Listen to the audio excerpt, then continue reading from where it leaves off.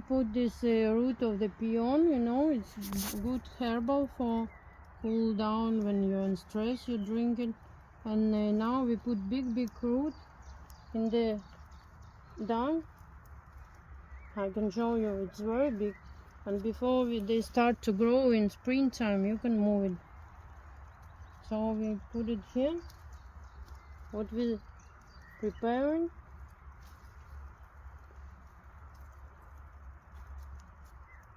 Then we will put a lot of